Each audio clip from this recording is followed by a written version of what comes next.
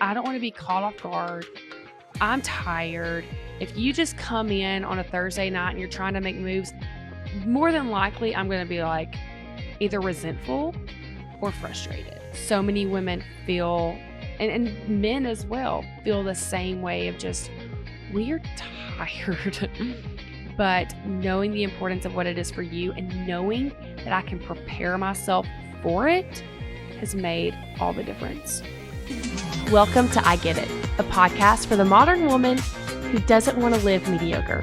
We're balancing babies on our hips, typing out that important email, and flipping pancakes at the same time.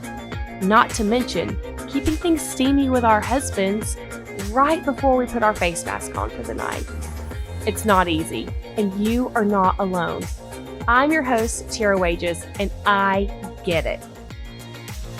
Welcome to today's episode of I Get It. I am your host, Tara Wages, and this man sitting right next to me is my main squeeze, the man I love with my whole being, Wesley Wages. You look really cute today.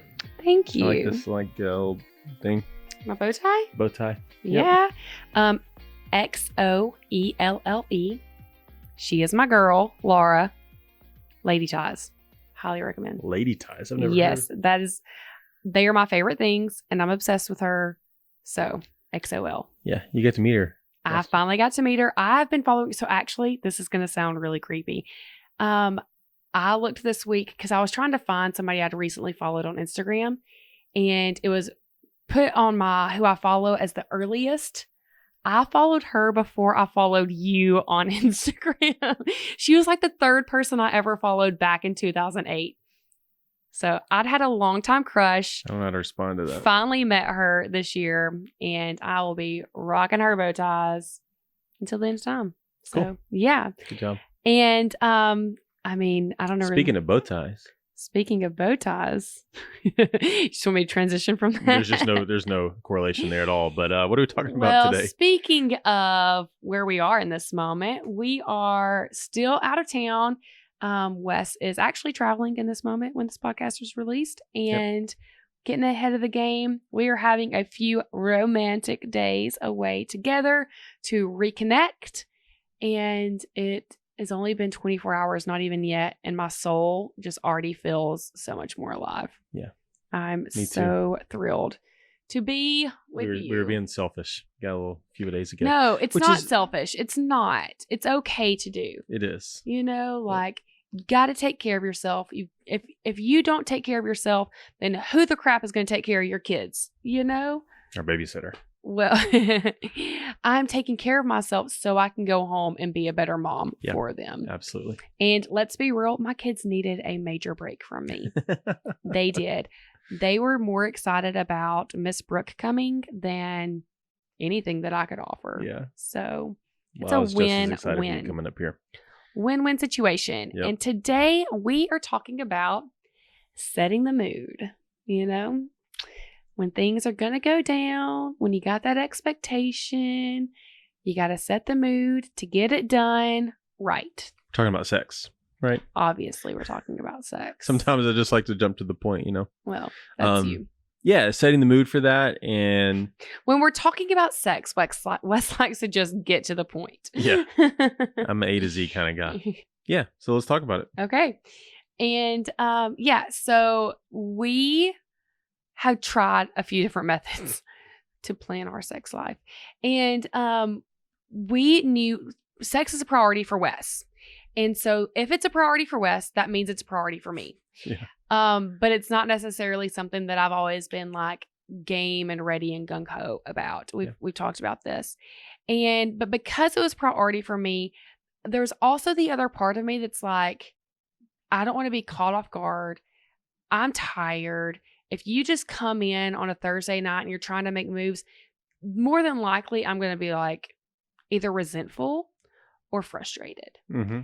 And so we knew that our sex life working in that way of the unpredictability was not working for either of us. Somebody was either always like hurt or frustrated or... Yes. Or we were just having meaningless sex and no connection because of the frustration and the tired. And don't you understand how tired I am? So why are you asking me? Which I think like meaningless sex is just going to lead to more frustration. Absolutely. Yes. And so we knew that wasn't working. Right. And so we started listening to the podcast, One Extraordinary Marriage, and they are a husband and wife, a Christian couple, and they just talk, I would say 98 to 99% of their podcast episodes are sex related. And it really was very helpful to me, one, to give me the motivation to engage in meaningful sex with Wes, and in just seeing his perspective and the importance of it for me to show up in that way. And so I definitely recommend that podcast. And but they recommended for you to kind of alternate nights or have certain nights that Wes would engage, the husband would engage. Initiate. Yeah. Thank you. Initiate, and then have certain nights that the wife would initiate. And so we had chosen like Wes would initiate on Monday, Tuesday, Wednesday, Thursday, Friday, Saturday, Sunday. Stop. On like Monday, Wednesday, Friday. And then I would initiate on Tuesday, Thursday, Saturday. And you cannot initiate on the other person's day. Mm-hmm. And so what that does is it gives you the freedom on your night, on that Tuesday night. He's not going to be pressuring me. He's not going to be like looking at me with eyes. And I don't have to feel, like I'm rejecting him. It's up to me.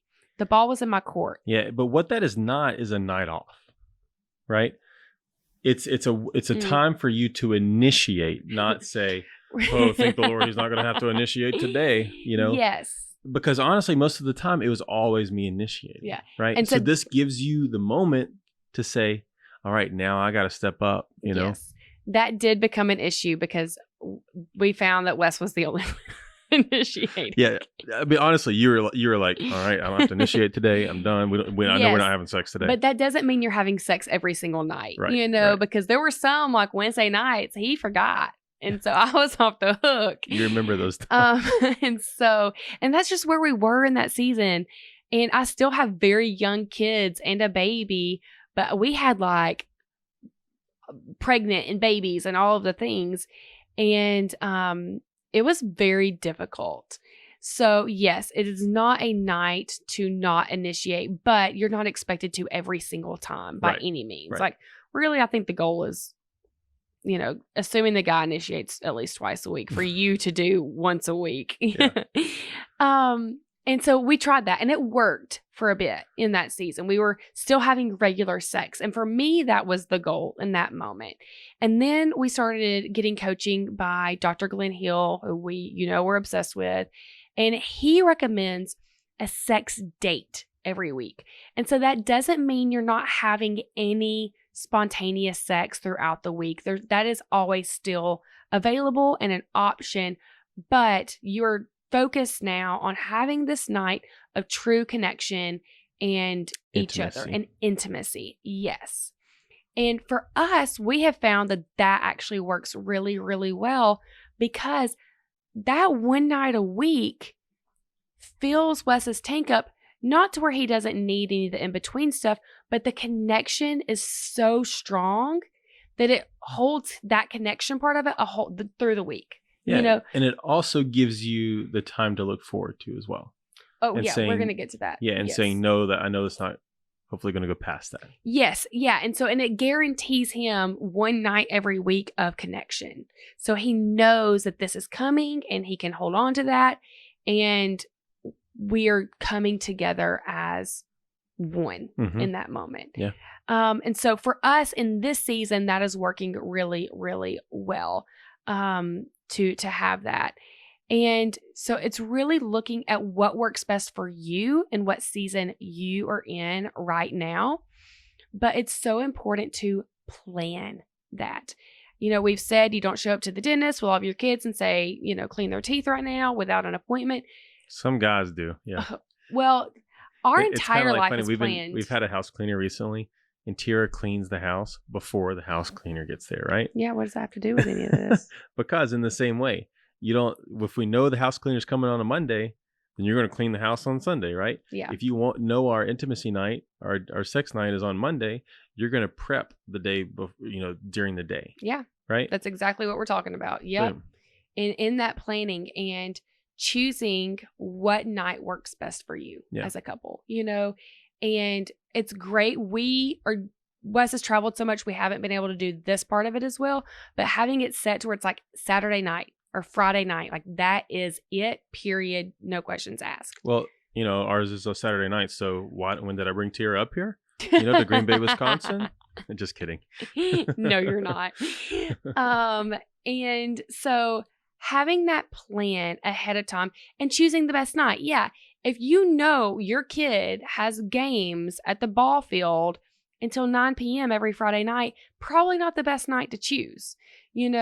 Looking at what your schedules are and then making the time and making it a priority. Yeah. Now, don't overthink it and feel like, oh, well, no night works. Well, then you make a night work, because your marriage is supposed to be the most important thing in your life. And so making that time for each other that's designated to each other and fulfilling that connection. Yep. If possible, try to schedule that as your date night each week. We actually don't do that. Our date nights are normally on Wednesday and our sex dates are on Saturdays, but we do the sex date on Saturdays so I can sleep in on Sunday without any guilt, because I know Saturday I'm not alone with my children all day. I'm not doing virtual school. So for us, that night works really great. Less stressful. It's so much less stressful for me. And if you can't do the date night, then make it an easy night at home. Our kids go to bed at 7:30. So for us, it actually works out really well that we'll sometimes even just feed the kids, put them down, and then cook our own dinner together, sit down, have a drink together and connect without our kids there. Yep. I recognize that some of you don't have that option. Your kids stay up later.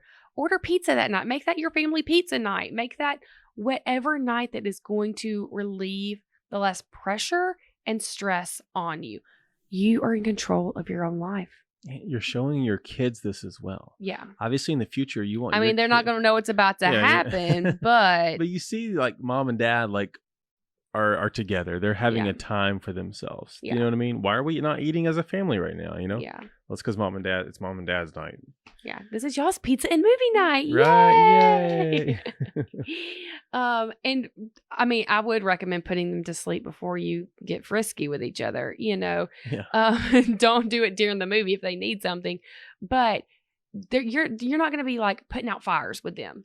Yep. The goal is to put out the least amount of fires that night as possible. The next thing that you do after planning what day you're actually going to do this on is set the mood. And this is something that, because we have that date set, I can spend all day getting mentally prepared because that is what it is for me. It is mental preparation. Just like what Wes said, I clean before the house cleaner comes. I'm going to make sure that's a day that I get up, I get dressed. It's not a sweatsuit day because I feel terrible about myself when I've just lounged around in sweats, for hours. You're going to use that day to prepare. I'm going to use that 60 seconds, to really just make sure my mind is right. Yeah. Make sure I'm wearing what I need to. Yeah. Or not. And it does. It takes me all day to get mentally prepared. Yeah. And that's okay. I will listen to music. So I've created a playlist and I will start listening to that playlist earlier in the day. This is actually something that Dr. Glenn's wife talks about that she does. And Wes even caught me painting the RV one day and he came in and I had my playlist on. I was like, dude, I'm trying to do my part. I know what's happening. Yeah. And so for me, I found what music I enjoy, and so listening to that playlist ahead of time, putting the kids down as early as you possibly can, putting something on that you feel good in, not something that he likes necessarily, but something you feel sexy in, that you feel excited about having on your body. Mm-hmm. And then also just figuring out what does get you in the mood. This may be a great night for your husband to put the kids down. and you go That downstairs. gets a lot of people in the mood. It really does. It really does. Yeah. You take that bath, you like do whatever you need to do while he's putting the kids to sleep, and take care of yourself. And I promise, I mean, I guess I shouldn't promise anything. I don't know your husband. But if he comes downstairs and you're ready, he's not going to mind putting those kids down. No, He's not going to complain about that night a week that he has to do that. he shouldn't. Yeah. He absolutely should not. And if he does, you tell him to call me. Yeah. And so, yeah, just getting yourself, Wes turns the temperature up inside the house because I'm cold natured. And just think about those things that just help set you up for being mentally prepared and ready. Things not to do. When your husband comes back downstairs from putting the kids down, don't talk about the kids. Don't talk about politics. Don't talk about your mother-in-law. This is not the time to work out the issues of your life and your day. This is the time to say, this week, when you came home from work and you helped me make dinner, that made me feel really good. Mm-hmm. I think you are so sexy when you do that. Like, this is words of affirmation. This is, remember that fun date that we went on this time? Or like that night in the pool after we went back into that apartment? Yeah. Do you remember what happened that night? Yep. I remember. Yeah. Talk about the moments that you shared together as a couple that ignite thoughts in you, that create a connection with you, that remind you of days that you were just alone and not buried in kids. Yeah. Just alive for each other, and fill each other's love tanks, and that may even be, if you're filling a love tank, acts of service, turning down the bed, doing the dishes, whatever those acts, giving a massage, like figuring out what those love languages are for each other. This is the time to only do that. Yeah. And not focus on anything else. There's a time and a place to communicate, right? Yeah. Obviously, you as a woman, you're going to have a lot of things in your mind. Yeah. And if Saturday is our day and you've had a lot of stuff going on, you're honestly not going to be able to connect and be intimate until you get all those things out of your mind. Yeah. So yes, I agree with you, right? Let's not talk about kids, politics, and mother-in-law and all that kind of stuff. But if there's something you need to talk about, let's talk about before we move forward, because there is no way you're going to be able to connect until we closing the windows, right? That's from a book that we read. And so women have all these windows in their minds. Yeah. And constantly, before you ever are able to connect, you have to close every single one of those windows. Yes. And women live in a skyscraper full of a ton of windows, and men live in a little doghouse. Yeah. You know what I mean? Yeah. And so it takes a long time to close all those windows. So, but that is why knowing what day you're going to be doing this on helps get that mental preparedness. Absolutely. Like, women, get all of that out of your mind and help try to close your own windows. Yes. Do you know what I mean? So if I know that I have a lot the night before, we can talk about whatever. Before the kids go to sleep, earlier in the day, if I'm having an issue, we can talk about those things. Absolutely, because I totally agree with you.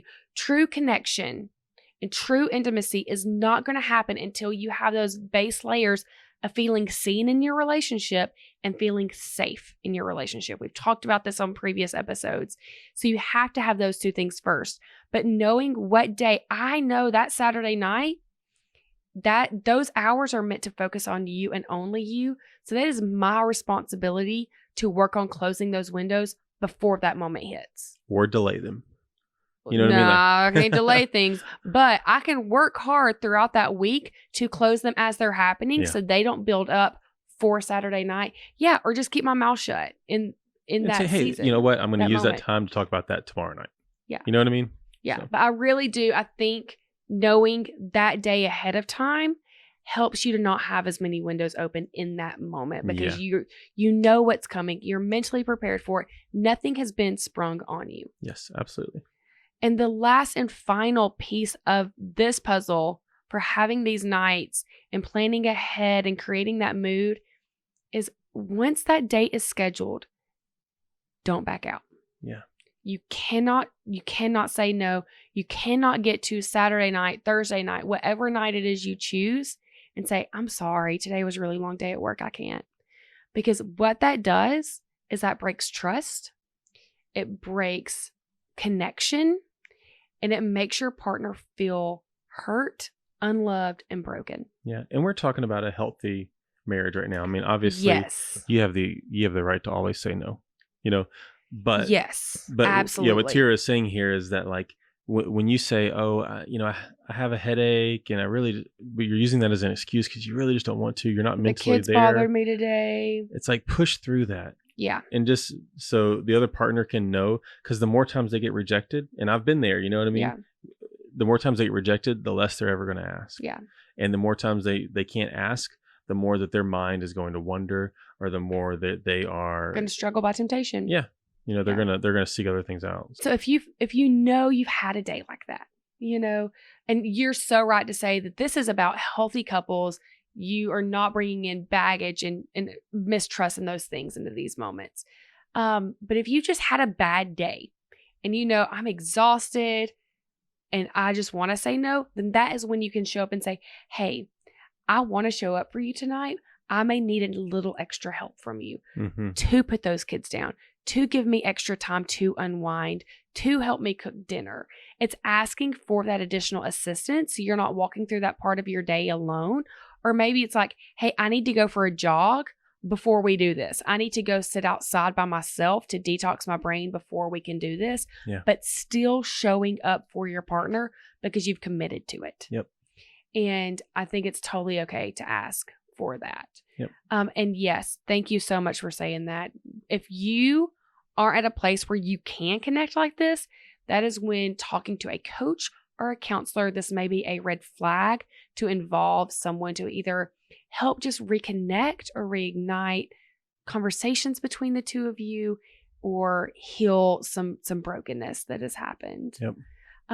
So those are the things that we have started implementing that I have noticed to be a major difference for me as a woman who has previously cringed on Thursday night when you come in and try to make a move.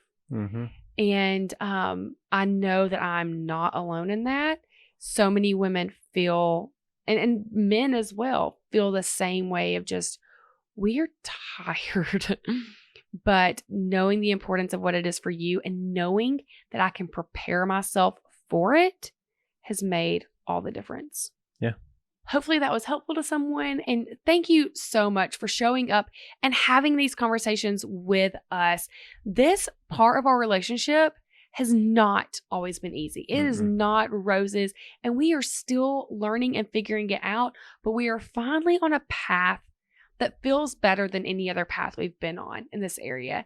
And I think we both finally feel connected and you feel seen in a way in our relationship that you haven't in a really long time. And that brings me joy because I also feel seen, Yep. And I am just really grateful for this community and being part of wanting to better ourselves for our spouses and for our marriage so we can better ourselves for our kids and our world. Yep. So if this impacted you or any other episode, I would absolutely love if you would share it. Choose a friend right now and send it to them. Get on Instagram and tag me.